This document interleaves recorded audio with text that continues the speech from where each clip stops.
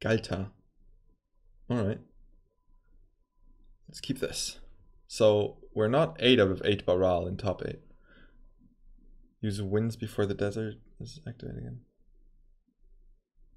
I don't know. It might have been. Hey, Zercist? I don't know how to pronounce your name. I'm sure I butchered it, but thanks for the follow anyways, and I hope you like the stream. So I'm not expecting removal out of Galta, so we'll go ahead and cast Baral. Yeah, alright. Heart of Kieran.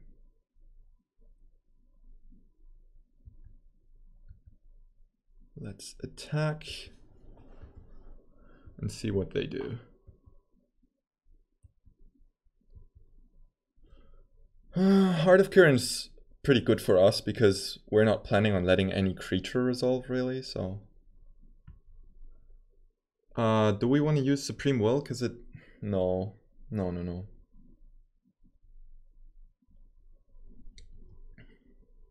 Hey Braids, thanks for following. And I hope you enjoy your Sunday evening or Monday morning if you are waking up really early. I don't think we need the field to generate our card advantage in this game because we already have like Glimmer of Genius stuff. Can we play the tap land this turn? We can't double counter then. Is the volume working? What volume? Do you hear like... Can you hear me? I think you can, right? Alright.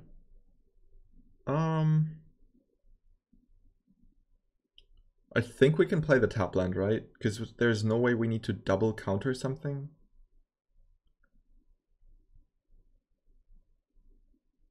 Yeah, we don't need to double. What would we need to double counter? I don't think we have to. In the worst case, we can, like, there's no way we have to double counter stuff that we can't also bounce.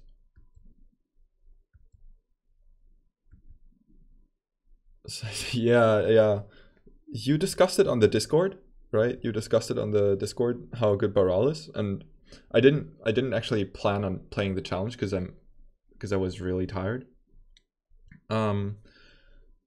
But then Toffel messaged me and said the same thing, and then I was like, all right, if it's that good, like, I guess I'll give it a try.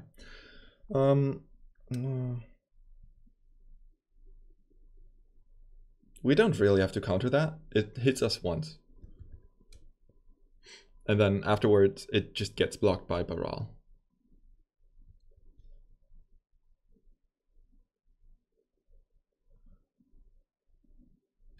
Yeah, I can see, like, maybe there's decks that are good against Baral. Like, something SpencerBot suggested is the 1 mana 1/2, the green one that creates tokens.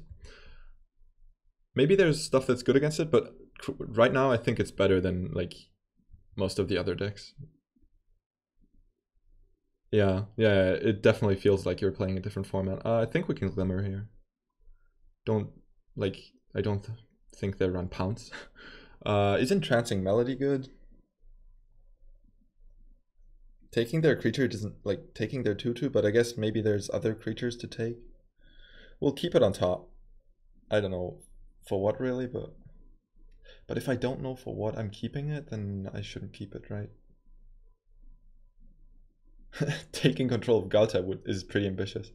Yeah, let's bottom it. I don't care about it. And I guess we can bottom the land too, because we already have one. And if we need more, we can search for them with Supreme Will.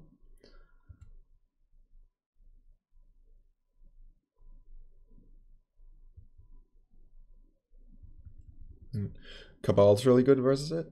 Oh damn. I haven't even considered all the Brawl commanders. I just haven't put in the work into Brawl yet because I didn't plan to care.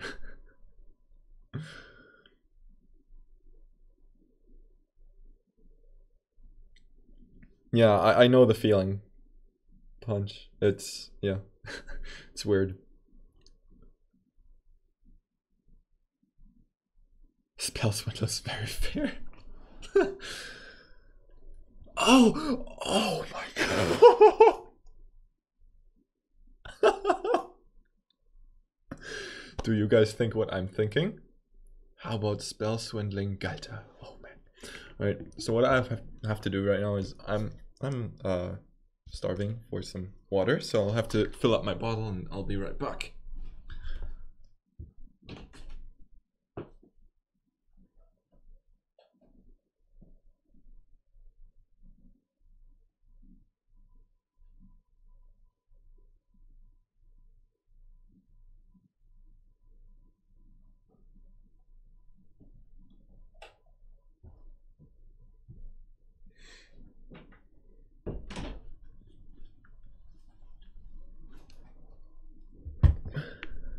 Alright.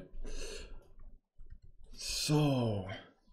Oh, shall we attack? No, actually no. We're planning on blocking the 2-2 guy. Can make the challenge today. Yeah, like... The challenge also didn't seem like it's great value because it had 100 players, but Toffel said like this deck's really broken, so... I was basically talked into playing this.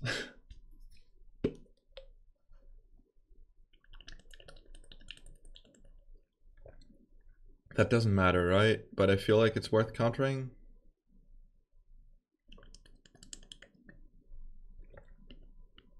Formats that you usually play. For stream, most of the time 1v1 commander, but anything competitive to prepare for GPs, really. We don't have to counter this, right? This doesn't matter. I guess, no, okay, so I found a reason to counter this. It's that it allows them to cast, what's it called? The 6 mana 7/6 trample uncounterable. It allows them to cast that one turn earlier. Our podcast is only about 1v1 commander. Because there really wasn't a whole lot of content for that format, so we decided to make some. Nizahald seems terrible in this matchup. I don't want that. Do you play in paper? I'm actually looking forward to acquiring a 1v1 commander deck in paper because Channel Fireball has started doing side events for the format. So that's kind of exciting and I want to play them. But currently I don't have one. Should we? Well, no reason to. Oh, that's good. That's great. I like that. You've 0-4 in the last two. Oh shit. I've done the same. Don't worry, don't worry.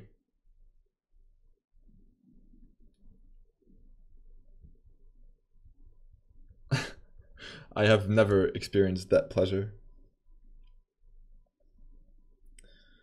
Yeah, but I do play GPs in paper and then like, I don't know, some PPTQs, but I don't have like decks or anything. I just play whatever is there.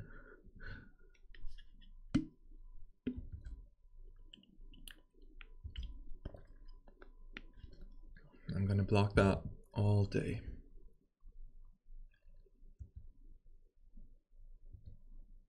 You're MtG Brawl today as well? I see. Alright. What's happening?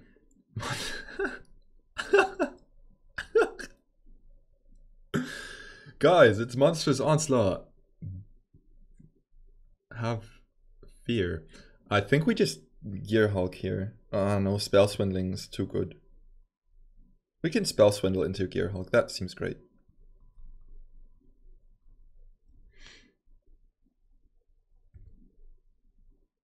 Yep. Nope. Do we want a Gear Hulk? Not really. I want to keep the treasures. So let's use Supreme Will to search for stuff. Alright. It's better than Supreme Will since it's a hard counter spell. Spell Swindle sounds like That's the kind of card I'm actually looking forward to play with in Brawl. Like, that's a reason to play Brawl.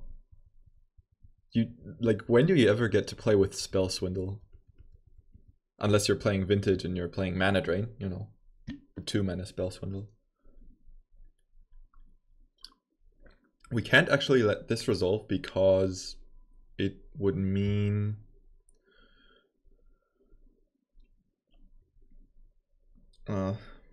it would mean that they can crew the heart, which would be pretty bad. But we did want to let the Kenra resolve because the Kenra going to the graveyard would mean that we have to deal with the 4/4 coming back. Ooh, that's good. Let's discard Expel. Not a mirror hype. Yeah, I was actually expecting a mirror straight away. Because, like, out of 100 players, I reckoned enough players would have found out that Baral is really good. Right, I changed my mind on playing the Gear Hulk because we drew summons, right? I want to play summons before doing anything else. Please drop one. That does sound pretty spicy.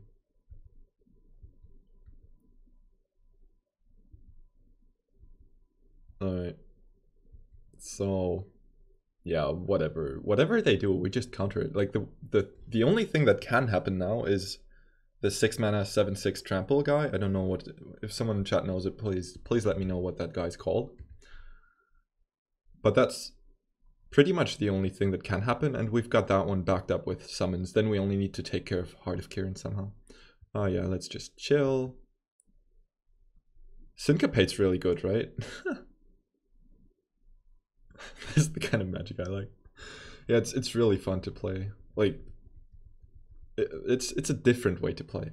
Like, everyone can enjoy what they want, but you know, this is pretty cool.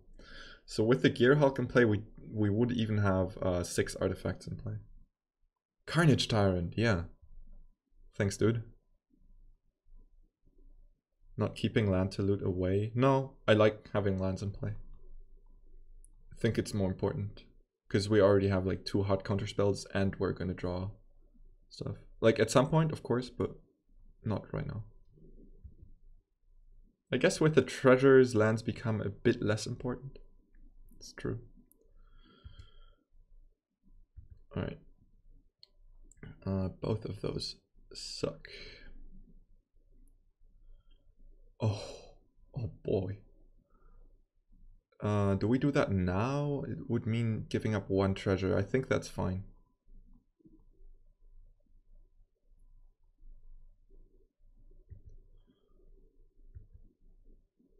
Alright. Field of Ruin is actually a really important card in this deck. So the format is defined by lands because it's the only thing, or the matchups with Baral are defined by lands because they are the only thing that Baral doesn't interact with.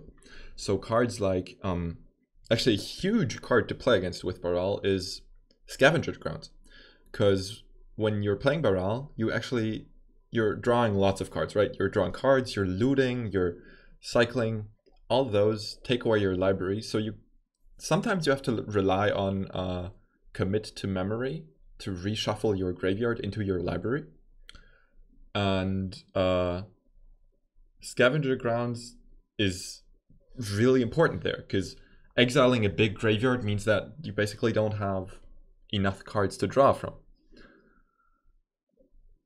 So lands are like really important in the matchups when you are playing Baral because you can't interact with them unless with Disallow. Disallow is basically the only thing that interacts with lands. And then you have Field of Ruin, which is, as said, like super important.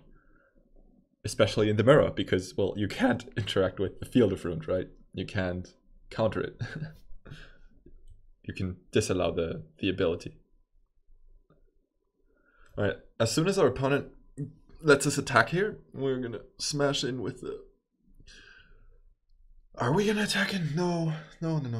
Sounds like a bad idea. We actually won't attack. Never mind. Because we don't want that Kenra to die. That wouldn't make sense. Because that's another thing that we have a hard time interacting with. activated abilities like Embalm. 30 life so much. Yeah, it's true. Try 1v1 commander and there's 30 life doesn't seem as much. Punt goes to Reno. I don't know. Obviously, there has been this huge debate about ghosting and stuff.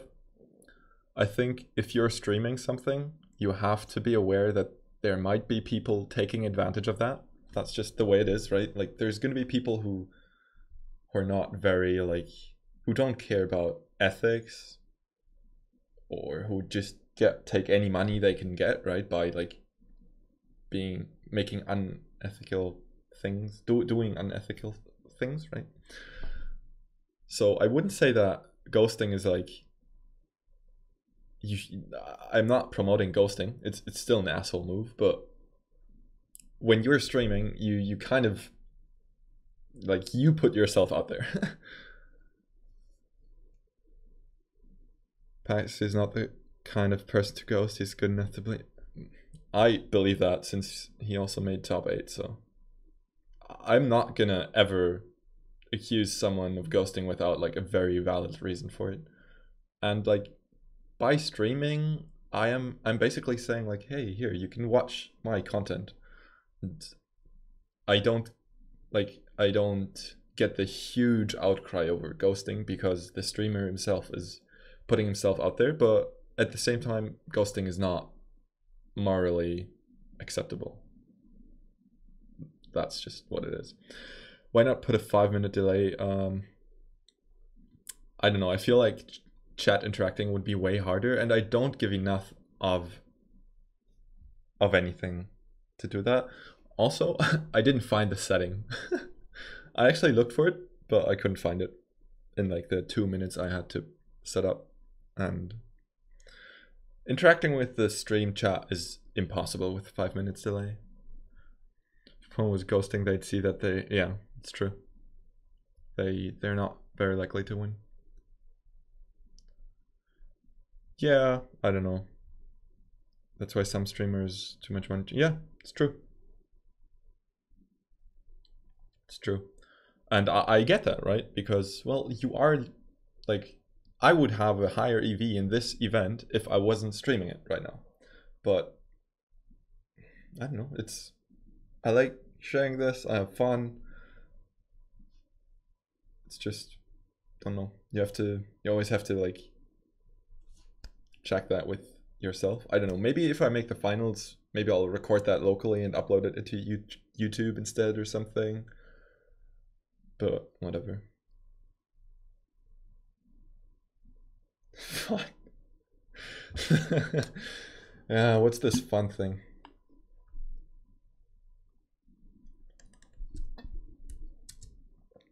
Alright. So, our opponent's laptop was shutting down there. If you were in the finals, would you ghost the opponent? I don't think so, but that situation has never occurred to me, so I can't like provide evidence for that, but I think I would be a decent enough human being not to ghost.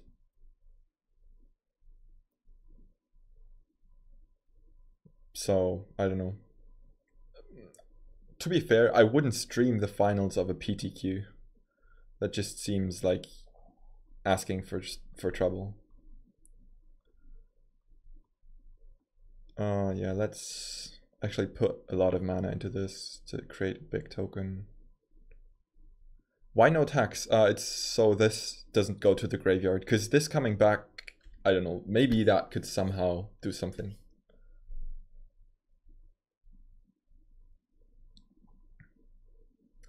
What do you think about the new commander format? I haven't played it a whole lot because it came out on Friday basically with the new cards, and I just didn't have any time on the weekend for Magic. Like today I played a pre-release, which I dropped out after 2 rounds because I was too tired.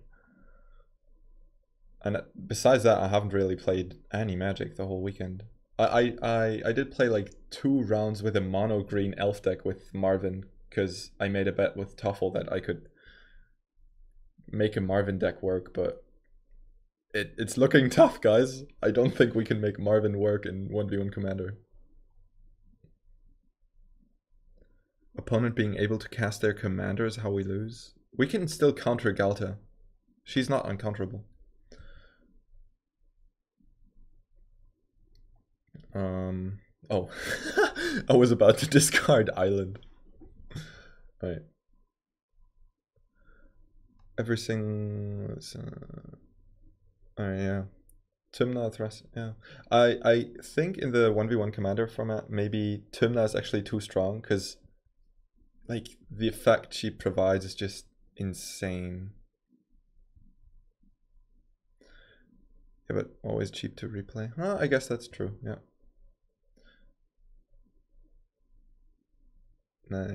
Yeah, that's true. And that's a reason why I could see Tymna being a card that's too strong. But at the same time, if you ban like the best efficient commander, right? These commander decks always build around the fact that they play the cheap 1-for-1 cards and then generate value off of their commander. If you always ban the best one of those, there's always going to be another one, right? If you ban Tymna and all the partners, there's going to be Leovold or something taking their place as a control deck, or Tasigur, or like, I don't know.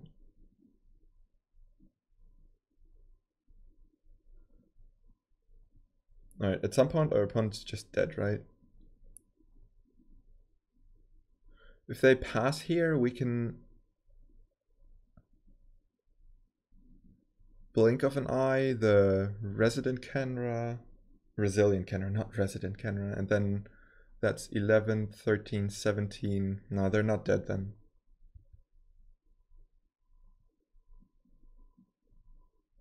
Maybe they are 10, 13, 19, 20, 25. So we're missing 3 then.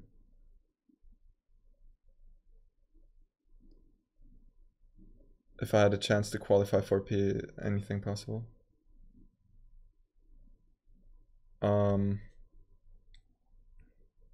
Yeah, I see how the temptation is incredibly high, right?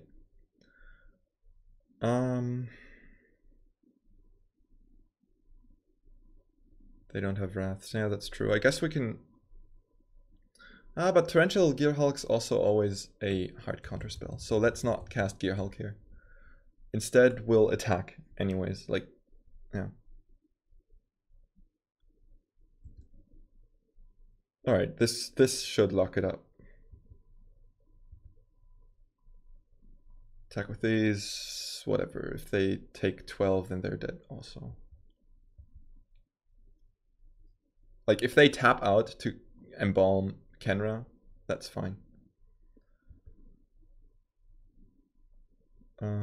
Let's keep the land.